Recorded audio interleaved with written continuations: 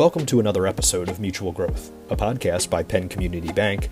I'm your host, Aaron Clark. Nearly 1 million women a year suffer from prenatal mood and anxiety disorders, including postpartum depression. Yet less than half get any treatment at all. One local startup, though, is looking to change that. Today we're joined by the founders of VitalStart to talk about how their startup empowers clinicians and caregivers by giving them a digital platform to improve neonatal care. In our conversation, we discuss how and why VitalStart was founded, how VR telehealth is changing the healthcare game for mothers and expecting mothers, and what the future holds as technology and medicine become even more connected. After the show is over, be sure to check out the show notes and links to resources at penncommunitybank.com/podcast. All right. Good morning, John and Kirthika. Thanks so much for joining us. Good morning. Hey there, Aaron. Wonderful. Really appreciate the team from VitalStart getting to hop on the line today and tell us a little bit about what you have in the pipeline and what you're working on. But let's begin at the beginning. Can you both give us an introduction and explain what you do at VitalStart? Super. Let me get started. We've all heard of the 4 vital signs: pulse, respiratory rate, body temperature, and body pressure. We are unveiling the 5th, the vital sign for well-being, a digital signature through VitalStart. And an initial focus is on maternal mental health, which is, an area that's really close to my heart, especially being through this myself. But what we've developed is the first maternity mental health platform that uses virtual reality for personalized, clinically guided care for mothers across the continuum from fertility, pregnancy, high risk, the NICU experience, loss, grief, postpartum, and depression. And I'm really excited to say that all of this stems from a socially impactful mission that we have of impacting 1 million mothers by 2030 and giving back 5% of our incomes, to help mothers underrepresented and underserved. We know 43% of mothers are from Medicaid, to really help them through VitalStart. I am Kirthika Parmeshwaran. I am a Wharton alum and the founder and CEO of VitalStart Health. Welcome, John. Hi, Aaron. I am John Chu. I'm a neonatologist, and what a neonatologist does is we take care of babies who can't quite go home yet. When they're born, they might be premature, they have other congenital anomalies. So we take care of those patients and their family. And the last part of that, their family, is what brought me to VitalStart. I'm one of the co-founders of VitalStart. And I'm currently the scientific advisor for VitalStart. What I've seen as a neonatologist is that we do our best. We take pretty good care of the babies, but the parents, the father and mother, both, and other caregivers in the family really go through a time of extreme stress and anxiety and the unknown, right? And so their mental well-being is also quite important, not only to the baby and the baby care afterwards, but also to themselves as people, as human beings, who is really just trying to do their best to for their baby and for their own lives. And oftentimes, there are things in their own lives that are also stressors. So having a baby in the neonatal ICU is not easy thing to cope with. What VitalStart mission and vision is to improve and help caregivers through this very tough time, from the time of conception, because sometimes parents are told that their babies will be going to the neonatal ICU even before the baby's born. And so, the anxiety and stress starts there. And then, there's also parents who, are expecting for the first time. And that's anxiety provoking as well. So this whole, journey from, finding out that you're pregnant, you're expecting, to being delivering, to being in the neonatal ICU, to going home. This whole journey is where we want to tackle first in terms of the well-being of the caregivers and their families. And that's what we're hoping to do. Well, it's certainly a worthwhile mission, and we'll dive into in just a minute here how, you've kind of dovetailed that medical aspect with new technology that's available to kind of reach, those family members. But let's take it back to the beginning. Both of you, whether it's your personal life, professional life, have seen the need for this type of care. When did that go from, hey, I see a need, to, hey, I think there's a business here. I think there's a solution that we can have. What was that like at the beginning of Vital Start, and kind of how did the company that is today, Vital Start, come to be? Wow, that's such a great question, Aaron. So initially, Vital Start was formed through University of Pennsylvania's Penn Center for Innovation. And our charter was to help opioid babies, clinical decision support system, really building that for opioid babies, for medication, providing medication to them, because these babies are given steroids and opioids to wean them from what they've gotten from their moms who have, substance abuse disorder issues. So as part of that, that's how I met John as well. Around that time, I had, Vital Start had different founders, and John and I met. We really hit it off. And we started working with Maternity Care Coalition, which is a phenomenal community health center and non-for-profit in Philadelphia that's working with mothers across the board, especially those having issues with opioid addictions and others. And as we're working through that, they were the ones who were telling us that, hey, the root cause here is mental health. And that's why moms have been through trauma or abuse and other things. And that's how they're going towards the substance abuse issues.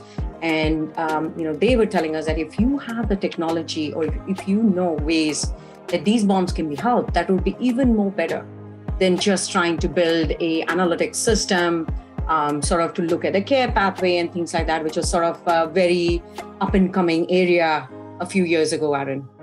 So that's when we pivoted into, maternity mental health, postpartum depression, which is actually called perinatal mood and anxiety disorders, which is a complete umbrella that includes stress, anxiety, depression, PTSD, OCD, and it begins, even earlier on in pregnancy and conception onto postpartum.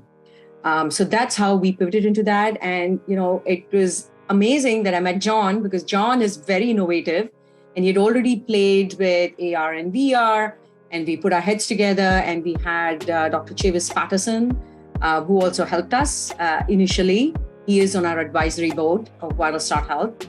And, we did some experiments, and we realized that this is something unique we can bring to the table. And as a businesswoman, it was my job to see the value proposition as well. And it was clear that providing these kinds of services, we can drive better outcomes, build better ratings and patient satisfaction and engagement for providers, help with patient acquisition, competitive edge, and also, drive down the healthcare utilization, provide a better experience for our consumers, the patients, the clients, as we like to call them, and help all the stakeholders across the ecosystem. Maternal mental health and maternity mental health really is such an important subject. I feel very passionate about this. I've been through postpartum stress and depression myself. So I know how this can impact not just you, your life, your family, the next generation. There are so many studies that we don't know enough about the maternal instincts. We don't know enough about what's really happening to a mother's body as she goes through this. And I think having that opportunity to shine light on this issue, to provide a clear solution, first of all, I think it's really important that, currently it takes $19,000 per mother for PMADS treatment and can take up to 5 years. We want to disrupt that completely. Like, no one should be wasting 5 years of their life with this kind of a condition and bringing new life into the world. So we want to be able to disrupt that, empower our moms as well as providers with better, faster, really treatment and care across in their unique journey. That's what we're trying to do with Vital Start. Wow. Just that, right? Just that. You've succinctly put it, but it's certainly a wide-ranging, really impactful space that you're operating in. And you mentioned, John, and we'll go to you here in a minute, just about kind of technology and VR and the role that plays. But take us through what a mother or an expecting family can expect when they partner with Vital Health, right? They go, yes, what Karthika just said makes sense. I think this is a need for me. They contact you. What do they gain? What does that process funnel them through? Is there a consultation period? What's that step look like? Sure. You want me to take that, Karthika? Okay. So what happens, Aaron, is the referral, if you will. There's a couple of ways to be in contact with us. One is a referral from an OB, GYN, a clinician. It could be or a primary care physician or family physician, where they feel that their patients can benefit from this. So once they refer to us, we do have a concierge-like service where we have a coordinator that will contact them and connect them with a member of a mental health provider network, if you will. The network is something that we are building at VitalStart. These are independent mental health providers that could use our system in their own practices. The other way also is we do currently have one or two coaches on that we have that in consultant with us that can provide some of the initial training and sessions. But the coordinator will coordinate all this. And the whole idea is to make it very simple for the patient, for the client, and the provider.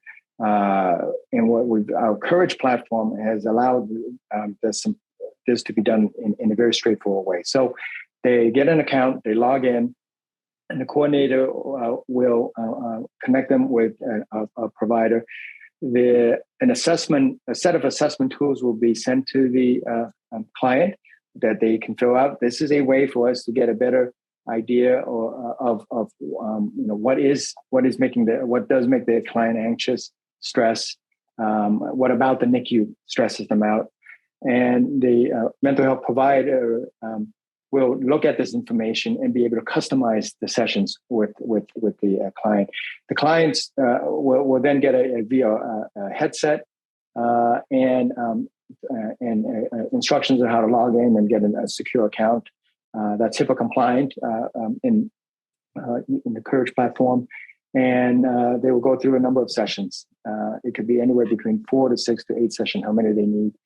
This is done virtually so that the client can be, or the patient can be in their own home. And the provider is also virtually.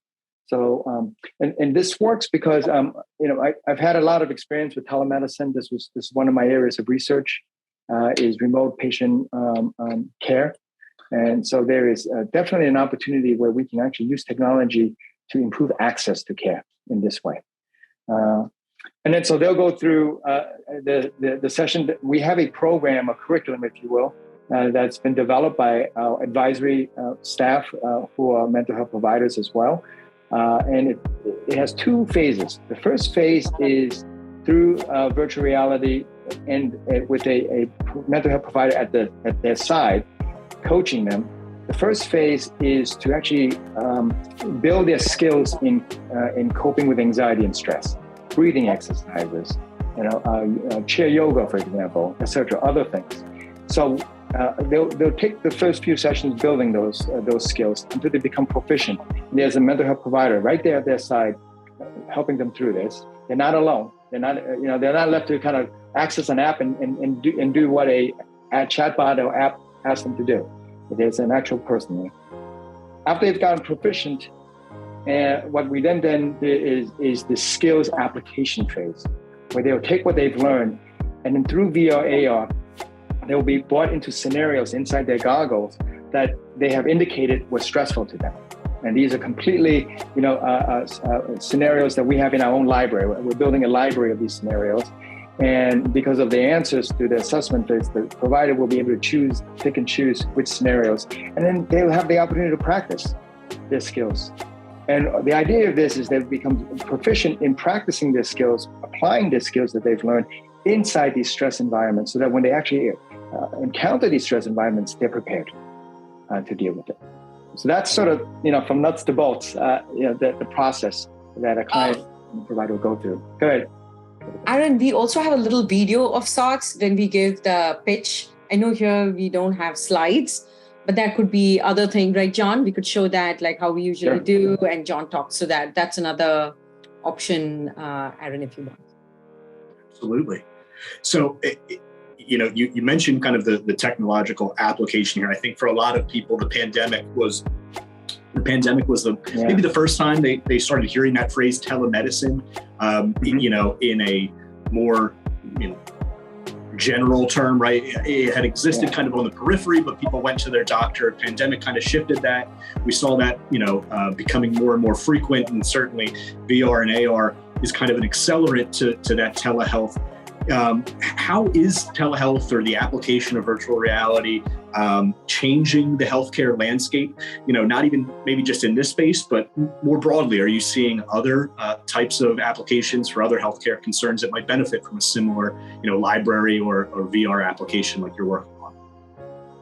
I think what we've learned through the pandemic, if there's even a silver lining, right, is how to deliver what the necessary care better.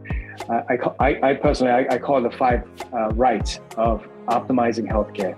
The right patient getting the right care with the right provider at the right time and place. Before the pandemic, telemedicine was very difficult to implement because of regulatory and policies that existed.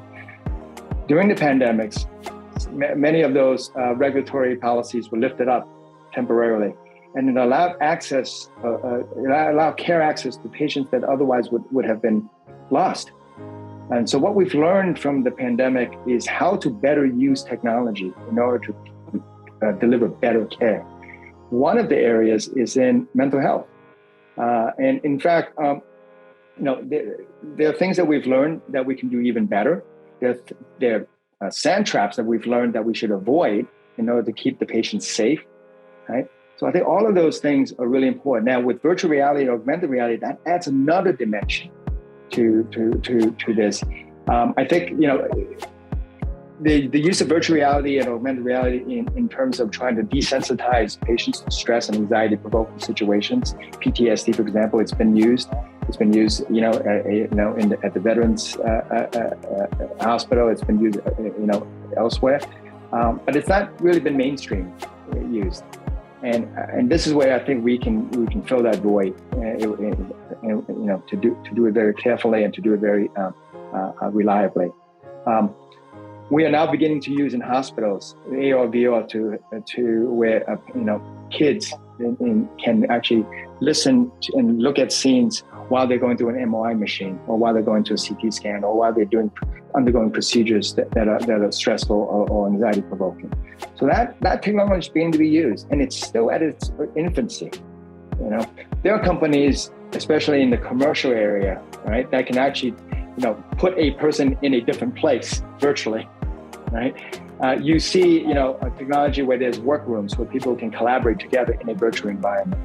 Why not, have patients, talk to one another in a group environment virtually in a safe way? So there's a whole host of things that we can open up.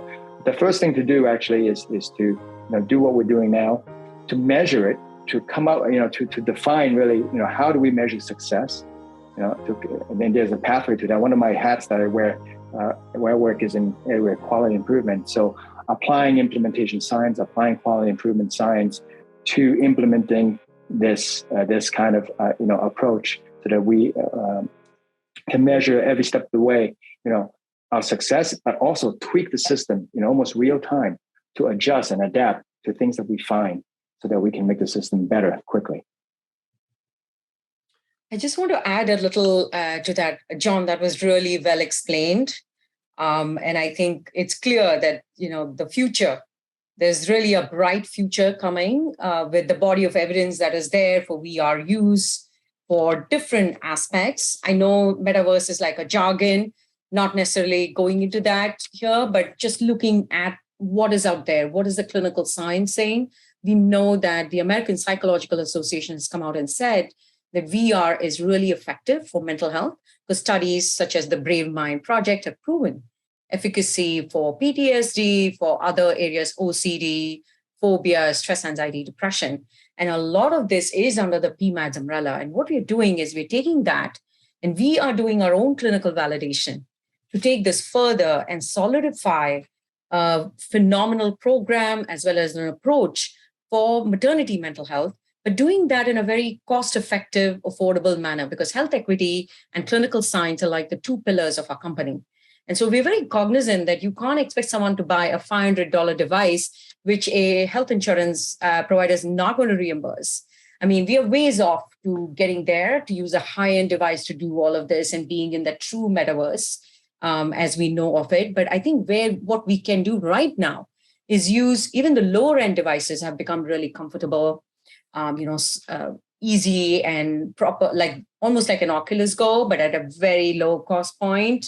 Those are the kinds of devices we are using, because it's clear that the first step is to look at the effectiveness, just like John said, the metric-driven impact that we can do with these immersive experiences that provide a visceral impact to the patient. And that's what we learned in our focus groups in an initial clinical study that we've done, is that patients found VR to be very engaging. They felt they were there. So it was easier for them to emote versus doing something that's imaginary, like in a CBT where you're talking about, okay, what if this happened to you and what if that happened to you? Here, a practitioner in the loop is able to see in real time how their patients are coping.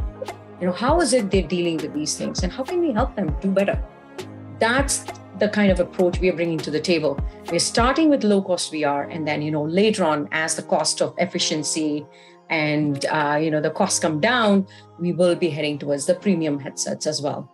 But that's really the crux of what we're trying to do, is bring the best we can in terms of technology, in terms of innovation, but back it with clinical science, back it with data and metrics, and really go after that value-based care for mental health, so to speak.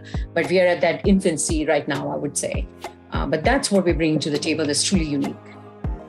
And I can't tell you, Aaron. Yeah. I'm sorry, but I can't tell you how many times we've presented this to focus group parents, investors who have had experience with the NICU, experience with deliveries, and they really get it. They always tell us their story and what they experienced when they found out that their baby was going to be in the intensive care unit and not going home with them.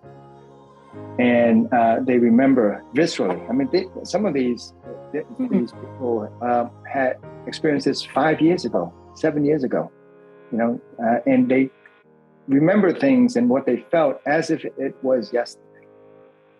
And when they saw that what we had, there was silence. Oftentimes, right, Kritika, there was a moment of silence. And we had someone crying as well.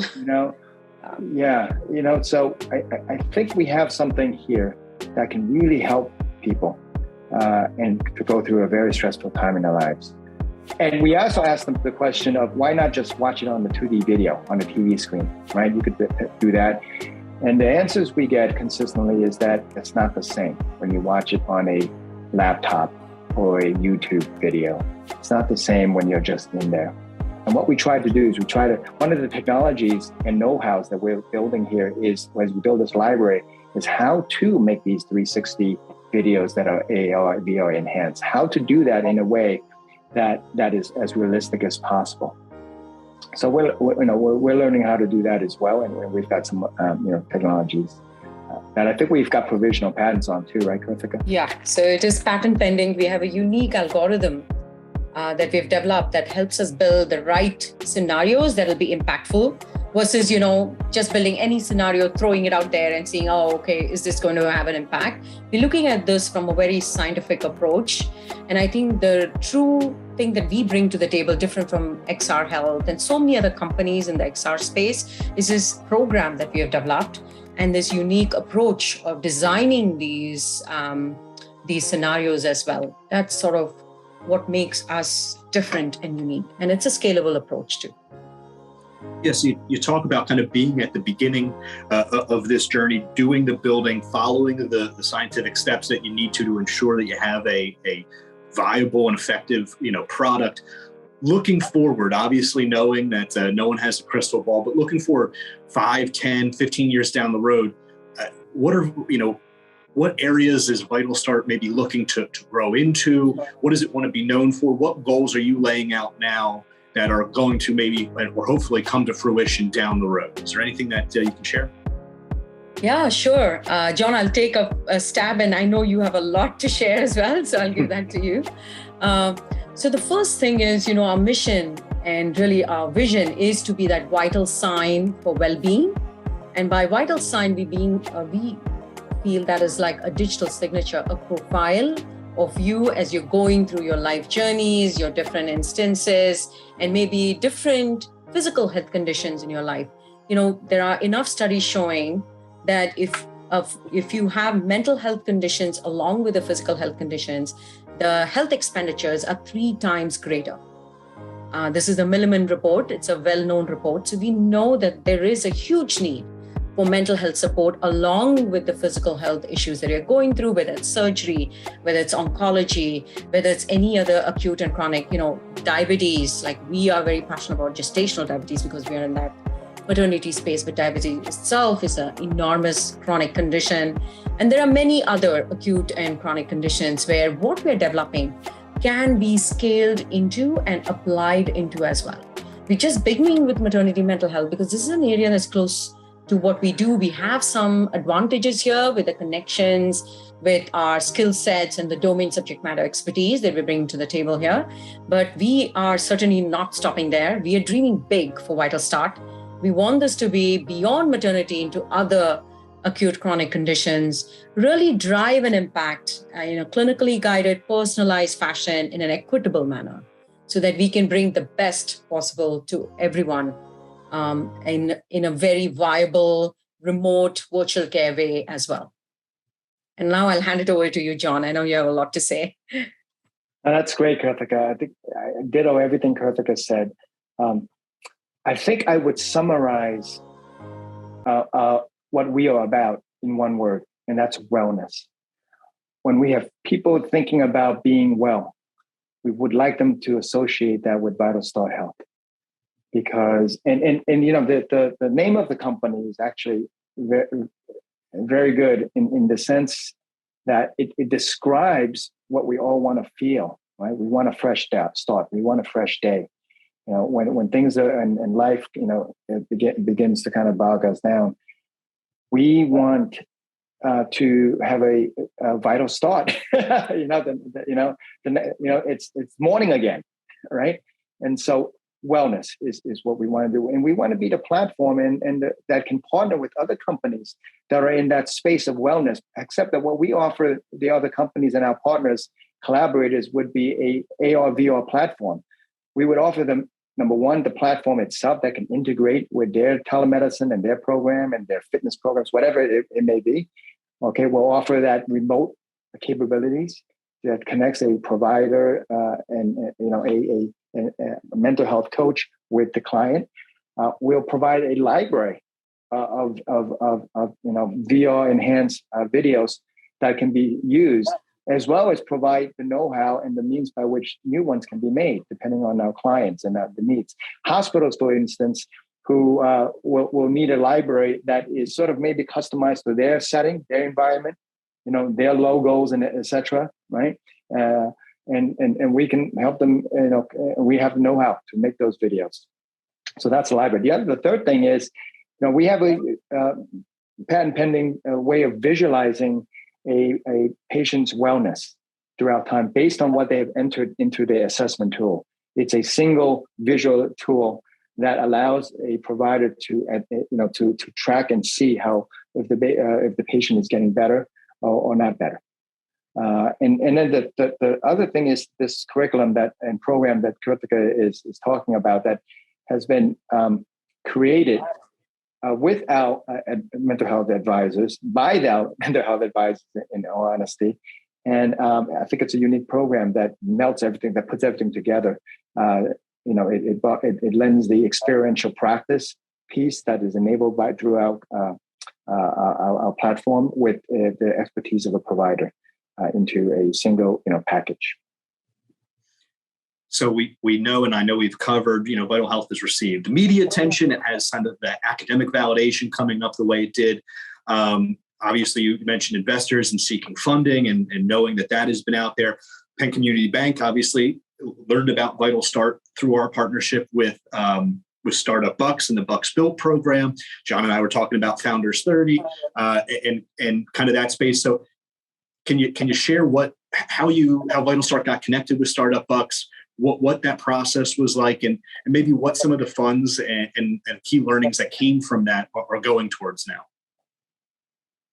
Yeah, that's a great question. I mean, first of all, I think John resides in Bucks County, so that was like a no-brainer for us.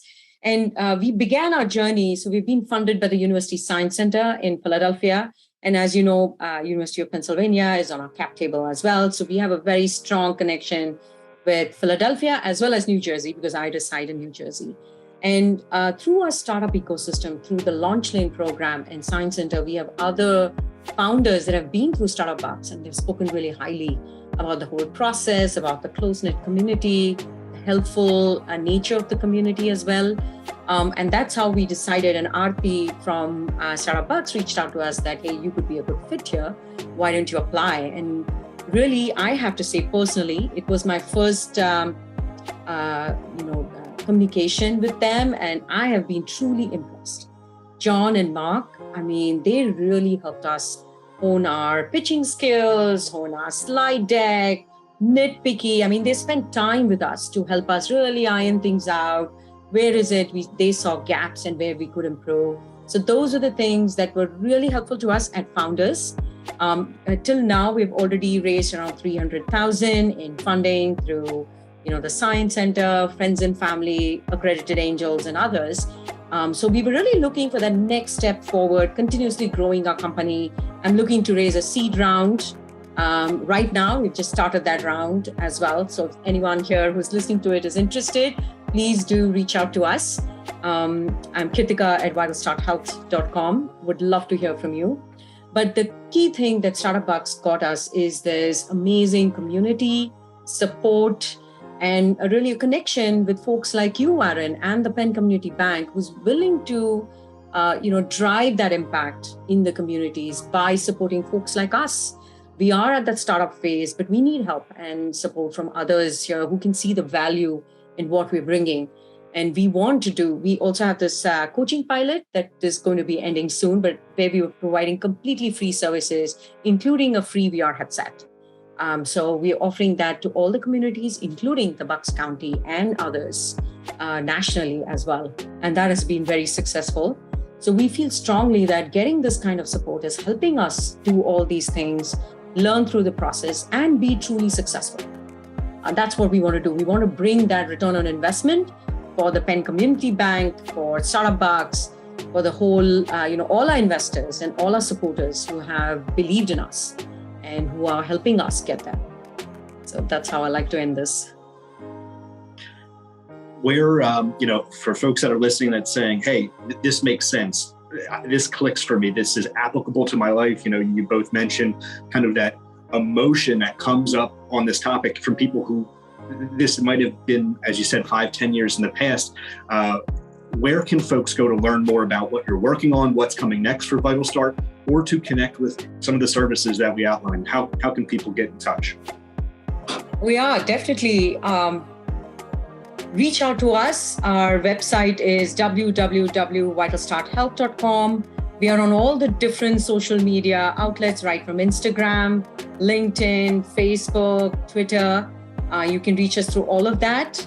And we look forward to hearing from you. We're always excited to work with partners, to work with investors, and to make this vision that we have, and we're well on our way to make it a true reality. Thank you. I hope you've enjoyed this episode of Mutual Growth, a podcast by Penn Community Bank.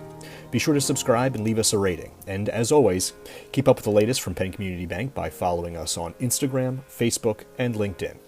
For more information about this podcast, links to past episodes, or to learn more about Community First Banking, just visit penncommunitybank.com/podcast.